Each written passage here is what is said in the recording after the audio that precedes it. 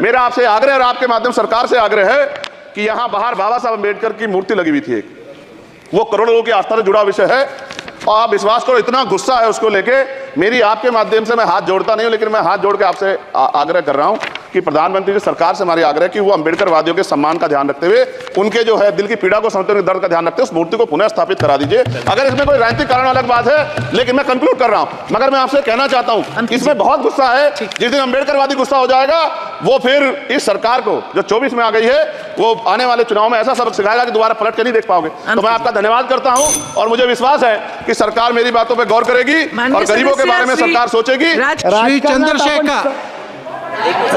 श्री चंद्रशेखर आपण सगळं शिकलेलो नाही। सभापति महोदय बहुत बहुत धन्यवाद आपका, आपने मुझे बजट पे अपनी बात रखने का अवसर प्रदान किया। मैं अपनी बात को शुरू करते हुए बहुजन समाज में जन्मे सभी संतों, गुरुओं और महान पुरुषों को नमन करता हूं। साथ साथ मैं भारत की महान जनता का भी धन्यवाद करता हूं कि उन्होंने लोकतंत्र की रक्षा इस बार की है। सभापति महोदय, पिछले 10 सालों में सरकार की नीतियों के कारण गरीब और गरीब हुआ और अमीर हुआ है, यानी गरीबों और अमीरों के बीच फासला बढ़ गया है। सारे देश की संपत्ति को चंद अमीरों के हाथ में दे दिया गया है। ये हमारे संविधान की मंशा और समतावादी समाज के लक्ष्य के खिलाफ है। अतः हमारी नीतियां गरीबों के पक्ष में भी होनी चाहिए। जातिगत जनगणना, SC ST OBC यानी कि जो बहुजन समाज के लिए आज जीवन मरण का प्रश्न है, इसके बारे में कोई बात बजट में नहीं की गई है। इसके बाद जनसंख्या के अनुपात में बहुजन समाज को सभी क्षेत्रों में हिस्सेदारी मिलनी चाहिए, तभी बाबा साहब अम्बेडकर का जो सपना है समतामूलक समाज का पूरा होगा। महोदय, एक ऐसा विकसित भारत है जिसमें आज भी सफाई कर्मचारी को पक्की नौकरी नहीं मिल रही है और उसको गटर में उतरने के लिए मजबूर किया जा रहा है। उनके लिए कोई अलग से बजट नहीं है, बजट बन सकता है अगर सरकार चाहे। SC ST को जो सब प्लान मिलता था, SPC का जो पैसा मिलता था वो बजट से हटा दिया गया है। साथ साथ देश के स्तर पर आशा, आंगनबाड़ी, भोजन माता, ग्राम सेवक, PRD जवान, होमगार्डों के मानदेय में बढ़ोतरी नहीं हुई है।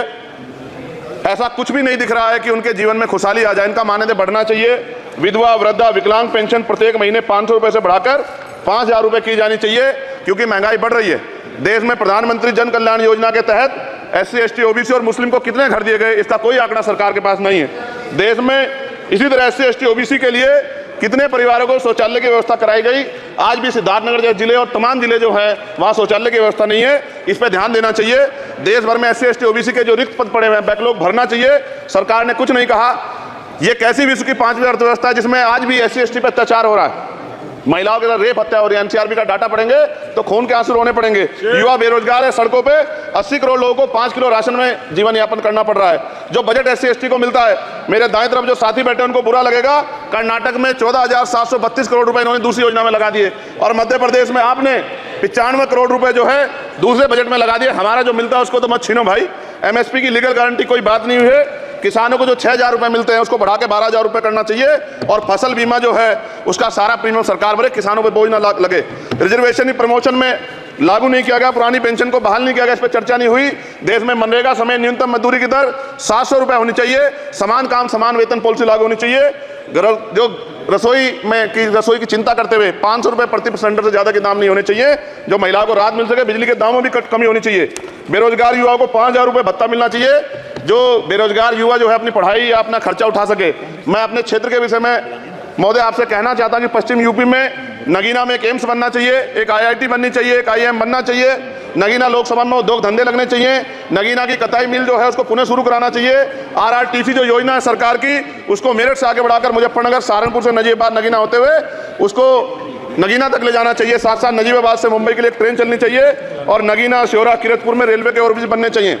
सभापति महोदय, सामाजिक न्याय मंत्रालय को 13,000 करोड़ रुपए दिए गए और जनजाति कार्य मंत्रालय को 13,000 करोड़ रुपए दिए, कुल 26,000 करोड़ रुपए, जो कुल बजट 48.20 लाख का लगभग 0.54% है। जबकि हमारी संख्या 25% से ज्यादा SC ST की और बहुजन समाज की मिलाओगे तो 85% से ज्यादा है। और हमारे विकास के लिए सरकार 1% बजट 1% पैसा खर्च कर रही है, जो मिलना हमें चाहिए, जबकि मिलना हमें 25% चाहिए। ये ऊंट के मुंह में जीरा के समान है, कहावत हमने बहुत दिन सुनी थी। पिछले लंबे समय से हमारे साथ धोखा हो रहा है, लेकिन अब ये नहीं चलेगा। चंद लोगों की तराजू से देश के संसाधन नहीं बटेंगे। इस देश का बहुजन समाज बर्दाश्त नहीं करेगा। संसाधन का बंटवारा संख्या के आधार पर होगा। माननीय काशीराम साहब नारा लगाए थे, ना तो वोट हमारा राज तुम्हारा चलेगा, और आज हम कह रहे हैं ना ही वोट हमारा और नोट तुम्हारा चलेगा। इस बात का भी ध्यान जो है सरकारों को देना पड़ेगा। आपके माध्यम से सरकार से मेरी एक मांग है, सरकार इस योजना का लाभ भी अपने आप ले ले, श्रेय भी ले ले। कि 1 लाख रुपए सालाना बहुजन समाज के अत्यंत गरीब परिवारों को दे। 10 लाख करोड़ रुपए खर्च होंगे, लेकिन इस 1 लाख रुपए की योजना से एक झटके से एक परिवार गरीबी की रेखा से ऊपर आएगा और इनके बच्चों को कुपोषण खत्म होगा, अच्छी शिक्षा मिलेगी, महिलाओं को सम्मानजनक जीवन मिलेगा और इससे वास्तव में सबका साथ सबका विकास का नारा सार्थक होगा। अगर प्रश्न ये होगा कहां से आएगा, तो उसका जवाब ये है कि जब अमीरों का 16 लाख करोड़ रुपए माफ हो सकता है, कॉर्पोरेट टैक्स का घटाकर लाखों करोड़ रुपए का चूना सरकारी खजाने को लगाया जा सकता है, पेट्रोल डीजल के दाम 10 गुना एक्साइज ड्यूटी बढ़ाई जा सकती है, तो गरीबों को सरकार पैसा क्यों नहीं दे सकती?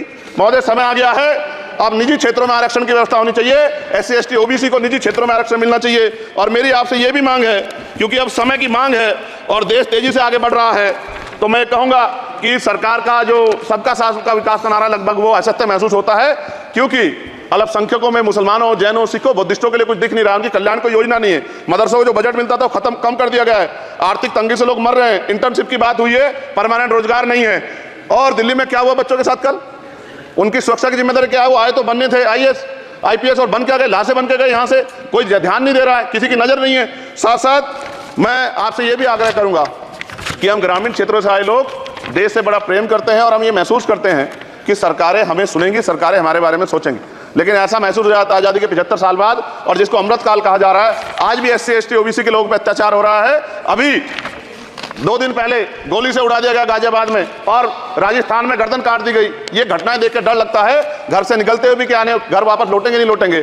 तो मेरा सरकार से आग्रह है, अगर आज़ादी के 75 साल बाद भी हमारी हत्या हो रही है, तो हमारी मां को भी दर्द हुआ होगा जब उसने हमें पैदा किया हो, हमारी बहनों को भी हमारे खोने का दर्द होता होगा। कैसी कानून व्यवस्था है आपकी? सब कुछ है आपके पास, फिर भी जो है महिलाओं पर रेप नहीं रोक पा रहे हो, हत्या नहीं रोक पा रहे हो, गरीबों, दलितों, पिछड़ों, किसानों, मजदूरों की जान नहीं बचा पा रहे हो। किसान सुसाइड कर रहा है, नौजवान सुसाइड कर रहा है, और बड़ी बड़ी बातें होती हैं, इधर भी अच्छे लोग हैं, इधर भी अच्छे लोग हैं, लेकिन अच्छाई तब होगी जब जमीन पर भी कुछ काम दिखाई देगा। और जमीन पर महोदय कोई काम दिखाई नहीं दे रहा है। जब कोई योजना की बात आती है तो सरकार हमसे मुंह मोड़ लेती है। आप बताइए, एजुकेशन का बजट कम कर दिया, हेल्थ का बजट कम कर दिया। मैं अपने क्षेत्र में गया तो आप विश्वास कीजिए, डॉक्टर नहीं है, स्कूल में मास्टर नहीं है, और कोई भर्ती ऐसी नहीं जिसका पेपर लीक नहीं होता है। तो देश किस तरफ जा रहा है और इसमें नौजवानों का भविष्य क्या है, इसके बारे में हमें चिंता करनी चाहिए। और अंत में अपनी बात को खत्म करते हुए मेरा आपसे आग्रह और आपके माध्यम सरकार से आग्रह है कि यहाँ बाहर बाबा साहब अम्बेडकर की मूर्ति लगी हुई थी एक, वो करोड़ों लोगों की आस्था से जुड़ा विषय है, और आप विश्वास करो इतना गुस्सा है उसको लेके। मेरी आपके माध्यम से मैं हाथ जोड़ता नहीं हूं, लेकिन मैं हाथ जोड़ के आपसे आग्रह कर रहा हूं कि प्रधानमंत्री जी, सरकार से हमारी आग्रह कि वो अम्बेडकर वादियों के सम्मान का ध्यान रखते हुए, उनके जो है दिल की पीड़ा को समझते हुए, दर्द का ध्यान रखते हुए उस मूर्ति को पुनः स्थापित करा दीजिए। अगर इसमें कोई राजनीतिक कारण अलग बात है, लेकिन मैं कंक्लूड कर रहा हूं, मगर मैं आपसे कहना चाहता हूं इसमें बहुत गुस्सा है। जिस दिन अम्बेडकरवादी गुस्सा हो जाएगा, वो फिर इस सरकार को जो 24 में आ गई है, वो आने वाले चुनाव में ऐसा सबक सिखाएगा कि दोबारा पलट के नहीं देख पाओगे। तो मैं आपका धन्यवाद करता हूं और मुझे विश्वास है कि सरकार मेरी बातों पर गौर करेगी और गरीबों के बारे में सरकार सोचेगी, गरीबों को आगे बढ़ने के अवसर प्रदान होंगे। धन्यवाद।